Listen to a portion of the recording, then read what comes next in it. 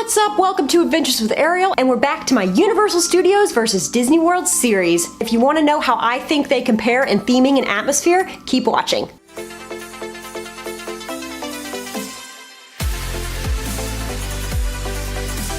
Just to let you know, on this channel, I have weekly tips and tricks videos for all of your travel needs, so if you're new here, please consider subscribing. So theming is a very important part of a theme park because it's what makes you feel like you're a part of the story, what makes you feel like you're part of the overall experience that the park is trying to project. I find that most of the average run-of-the-mill theme parks that I go to don't do that great of a job with theming, not to the level that Disney World and Universal Studios do. When I'm walking through a park, I want to feel like I'm part of another world. So let's start with talking about Universal Studios. The Wizarding World of Harry Potter lands, which includes Diagon Alley and Hogsmeade, are such great examples of this. I was blown away by both of these lands when I stepped into them. There are so many Harry Potter references from the movies and the books that of course fans will appreciate, but even if you haven't watched these movies, you'll probably still enjoy it. I spent hours wandering around Diagon Alley, going down the little side streets, watching the displays, and just getting lost in the detail of the park.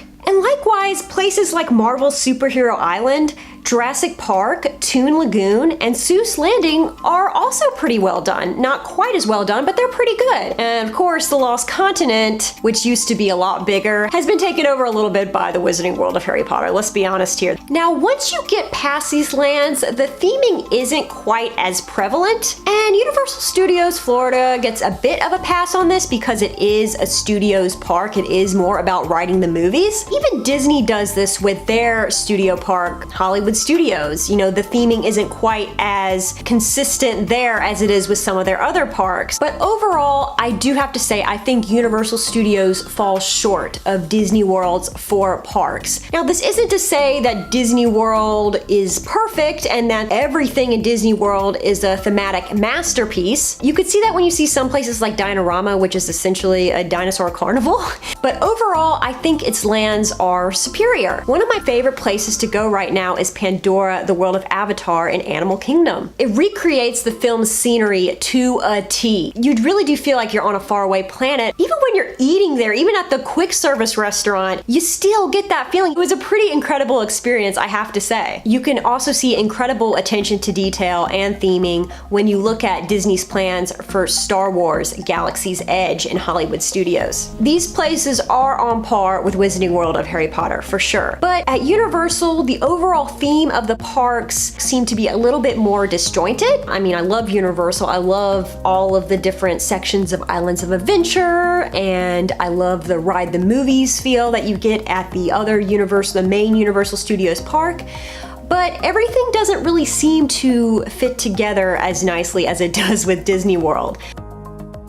If you're not into superheroes, Jurassic Park, Harry Potter, and things like that, you might not enjoy Universal's theming as much. Of course, I'm a big fan of all of these things, but some people aren't. I know plenty of people who are not fans of Marvel, are not fans of Harry Potter, which I know is crazy to think about, but there are people who aren't fans of those franchises. I feel like Disney World's theming has a much wider appeal because it's not as much of a focus on just their movies. I mean, yes, you have Pandora, you have Star Wars, you have Toy Story Land that they're building right now, which are all themed off of major motion pictures, but in Magic Kingdom, for example, you also have Frontierland, Fantasyland, Tomorrowland. You have the World Showcase and Epcot, and the very cohesive theming of animals and the countries they reside in Animal Kingdom. I feel like these have a little bit of a broader appeal than what Universal has, because they're not specifically focused on a movie or some sort of franchise. So those are my opinions on how the theming in Universal Studios compares to Disney World. I hope you guys enjoyed. Once again, I love both of these parks. I get a lot of joy out of both of them. If you found this video very helpful,